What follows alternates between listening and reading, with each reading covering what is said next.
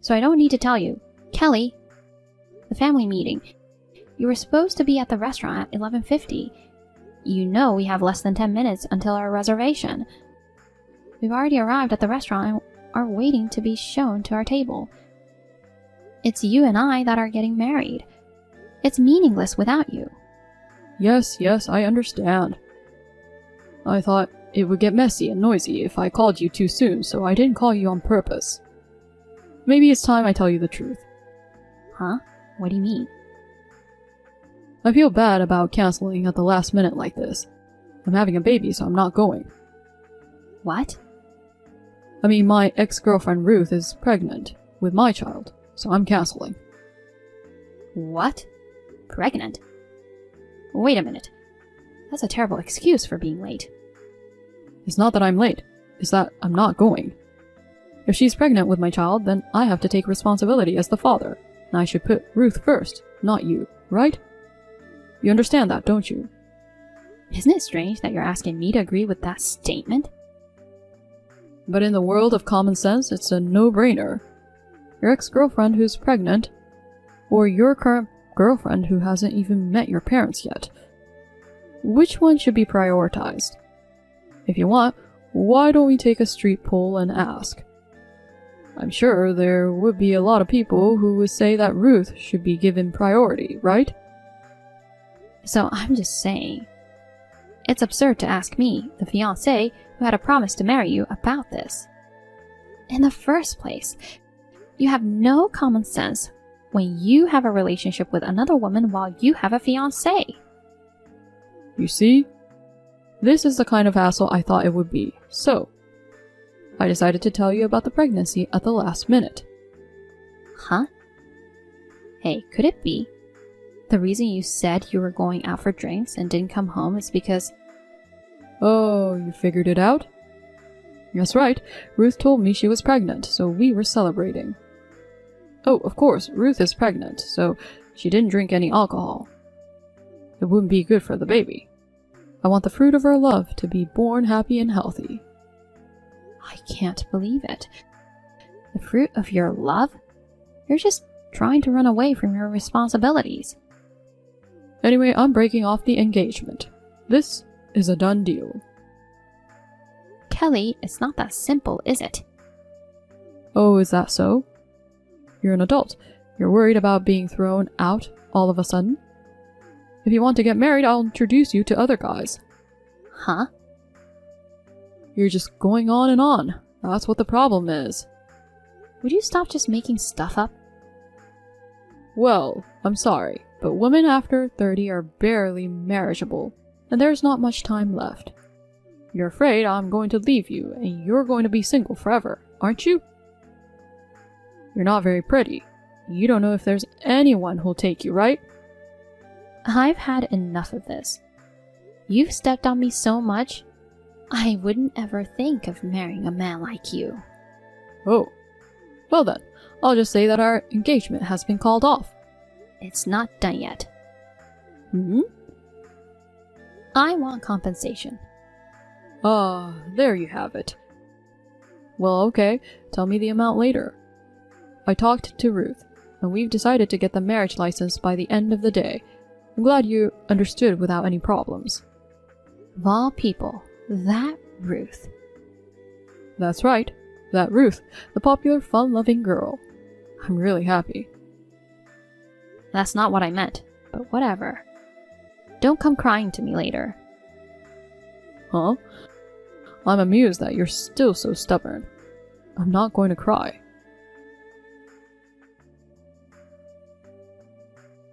Hey, what are you doing? Make sure you pace yourself. And don't stop at any bars on the way home. Okay, I understand. Do you really understand?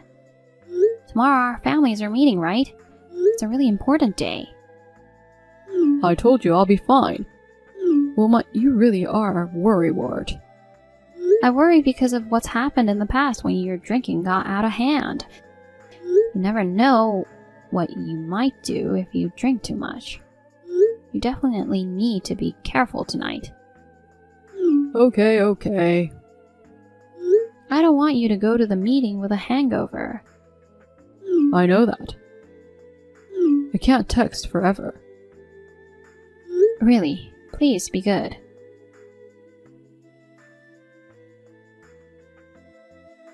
It wasn't my baby. What? Kelly, a year has passed and now what? Wilma. What? You write like you're crying and screaming. That's exactly what I'm doing. Huh? It wasn't mine. Well, are you saying that the child Ruth gave birth to wasn't actually your child? That's right. And the second child was different too. Ugh. How is this possible? Huh? You mean another baby was born after that, but that baby had a different father too? That's right. I was betrayed by Ruth. So it did happen. Huh? What do you mean it did happen? Do you know something? Ruth, she may look like an authentic sunny beauty, but in reality, she has a side that plays around with men. She's always on the lookout for the right guy. So I thought maybe. Oh, come on. Why didn't you tell me a year ago? You know what? Stop writing that way. It's depressing. Just be normal. Oh, okay. So why did you text me about that? Huh? If you just want to complain, spare me.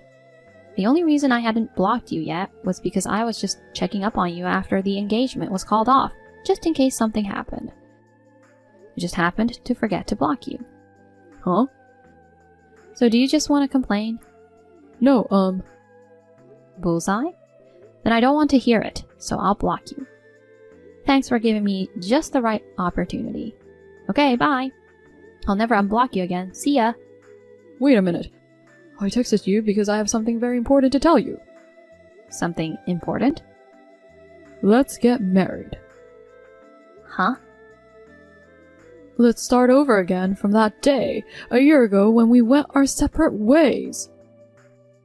I think we were young, immature, and stupid back then, and that stupidity destroyed our bond.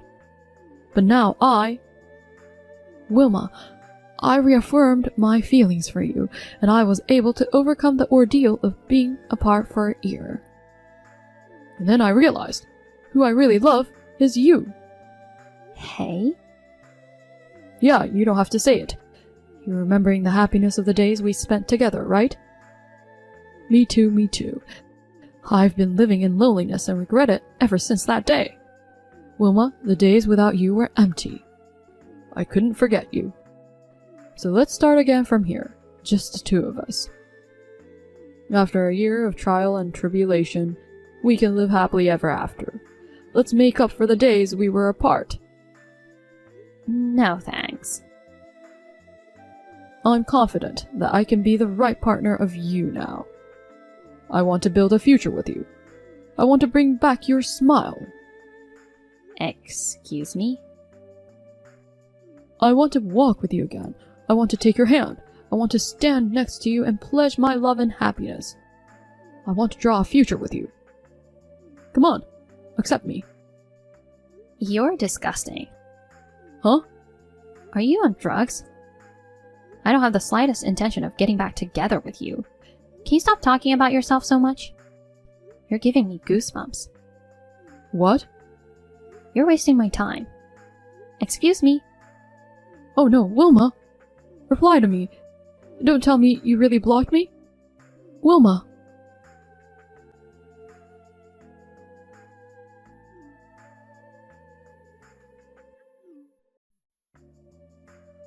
Wilma, why didn't you come out of the apartment?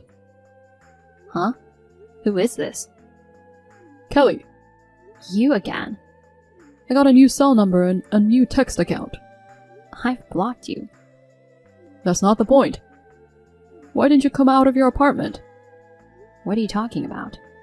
I realized that my failed re-proposal 2 months ago was due to the fact that we didn't meet in person and did it by text. So I decided to make it work this time, to increase the odds of that happening.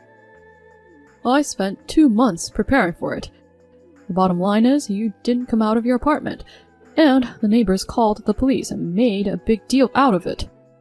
I know you're shy, but you could have been honest and accepted my love before it turned into a police matter. So what did you do? You saw what I did. You know what I did. It was a flash mob proposal. Huh? What? Flash mob? You mean the kind where a bunch of passersby suddenly start dancing and you surprise them with something at the end? Yes, that's right. For the past 2 months, I've gone to the trouble of arranging a vendor and getting 50 people for the flash mob. I've practiced a lot to make my re-proposal to you a success. I was going all out to propose to you, using up all the money from my divorce from Ruth. Why didn't you come out of your apartment? Where did you do that? In front of the West Side Apartments, of course, where you live. I moved out a long time ago. Huh? What could I do? I didn't want to give up too much personal information. It seems as though it's caused problems for people who aren't involved, so I'll tell you. I'm already married. I don't have any feelings for you. Huh? By the way, I'm pregnant with my husband's child. I'm 5 months along. You're married? So you really didn't know? I figured you would have found out from mutual friends or something. Before I knew it, I was pretty much blocked by everyone. Aha! Well, that would certainly happen. You had a fiancée, cheated on her, and even had a child with your lover. And it was with that Ruth. Yeah, that's how it should be. Don't be convinced just by that. Anyway, that's what I've been up to. Please don't leave me. Before I knew it, even my parents moved somewhere else. My parents' house disappeared and I've lost touch with them. You're all I've got. Hey, you still love me, right? You married your current husband out of compromise, didn't you? Our love isn't over yet. You'd choose me over him, right? Gross.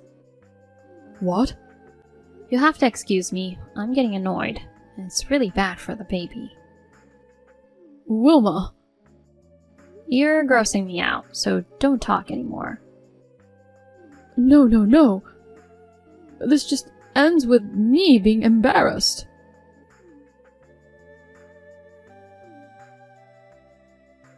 Wilma!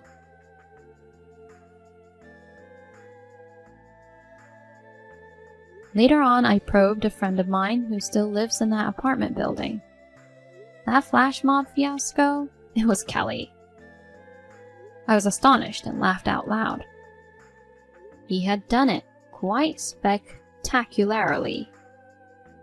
The wreckage of a bouquet of bright red roses, clearly the remains of the Operation Flash Mob proposal fiasco.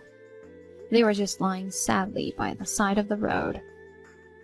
According to the information that miraculously came to me afterwards, his parents indirectly intervened with Kelly, who quit his job and retreated to his home because of the fiasco, which was so embarrassing. They threw him in a civil engineering company as a live-in worker. They pushed him into a black van that picked him up, crying and sobbing. Well, I honestly don't care as long as he doesn't show himself in front of me for the rest of my life. I have my son safely and I'm doing my best to raise him now. My annoying ex-boyfriend is gone, and I am happy to live with my sweet husband and my beautiful son. Are Mom and Dad on vacation? Do you know anything about it? Traveling? No, I don't really know. They haven't been home since the day before yesterday. And I can't get them on the cell phone. Did you see what was on the table? There was a bank book in my name with $5,000 on the account. There should have been a letter too. Oh yeah, there was, but... You didn't read it? I looked at the first part of the letter, but he said something about the future and how being still unemployed at 35. I was so annoyed. I burned it with a lighter. Really, I hate it when old people are so preachy. Oh, you got rid of it without reading the whole thing. Well, I didn't read most of it. I mean, I almost didn't read it. When I saw the first sentence, I was so pissed off. I'm scary when I'm pissed off, you know. So, do you know where they went? I mean, when are they coming back from their trip? I'm getting tired of eating at restaurants and convenience stores. You really don't realize the situation you're in, do you? What? The letter you burned was about what you have to do from now on. What's that? You're a piece of work. Okay, I know what the letter said, so I'll just write the gist of it here. Mom and Dad moved somewhere far away. They're never coming back to that house again. What? I didn't hear anything. Of course you didn't. That's the premise. Why? When Mom asked you to spend less money on games on the internet and work more, you hit her. When Dad tried to stop you, he got kicked in the solar plexus. I heard that for the past few years, you've been regularly spending $2,000 to $3,000 a month on games. That's right. You need time and money to run events, don't you? Even you play online games, sis, so you know what I'm talking about. I pay only $30 a month at the most. And of course, I pay out of my own pocket. And I spend about 1 to 2 hours a day playing games. What? That's nothing. You play too much. Online gaming is a 24-hour-a-day fight. If I were like you, I would get in trouble with the guild members. I'm a guild master, so I have to spend money and play 24 hours a day, right? And that money comes from our parents' savings and pensions. And because of that, it's hard to make ends meet. And they're in the red every month. Their savings just keeps getting smaller. He said if they didn't do something about it, they were all going to end up in the street someday. Dad has his retirement money, doesn't he? He's just being stingy. It's not infinite. It's not your money to spend in the first place. I don't care about that. Just tell me where they moved to. If they're not gonna come back to this house, I'll just move in with them. What? That's what was in the letter I burned, right? I didn't see it, so tell me. You dunce? You still don't get it? Mom and Dad, they've chosen to cut all ties with you. Them not coming back means they never want to see your face again. What? How is that even possible for a parent? They were determined to make you be on your own, no matter what. What? About the future. The lease expires the month after next, so you have to find a suitable apartment and move out as soon as possible. Also, from next month, your cell phone bill will be deducted from the bank account they left behind. Hey, this is all a bit confusing, isn't it? Can you please tell me what's going on so I can understand? He said, with the $5,000 they left behind, you should first find a job and a place to live and establish a basis for your own life. They said that this is the last money they will ever give you. That's what was written in the letter. There's no way that any of that money's left. It was such a small amount. What? I thought they gave me money to apologize for asking me to cut back on my online game spending. I immediately withdrew the money and spent most of it. If you'd seen me in my daily life, you'd know that $5,000 isn't enough. Mom and Dad have a seriously weird sense of money, don't they? You know what? I've got it. I'll just live with you, sis. Huh? I'm packing up my stuff and heading over there. Set aside plenty of space for me. You're so naive. Huh? I've already moved out too. I changed jobs as well. Huh? I kept my cell phone as the only way to contact you. As was written in the letter, I will cut off all communication with you as soon as you say or do anything that's inappropriate. I told you I didn't read that letter. It's your fault for throwing it away without reading it. It has nothing to do with us. I'd rather you thank me for telling you the contents of the letter up to now. Wait a minute. You don't even have money to move, do you? You better hurry up and get your ass to an employment agency. You can make a living if you work a day job or whatever. You're only 35. You could do manual labor. If I do that, I'll have less time to play online games. Even after all that's been said? I'm rejecting all calls after this, and tomorrow I'm changing my cell phone carrier. You won't be able to contact me anymore. Oh my god. That's terrible, sis. Goodbye, Christian. Realize that you're the one who's financially insane. From now on, live modestly and honestly.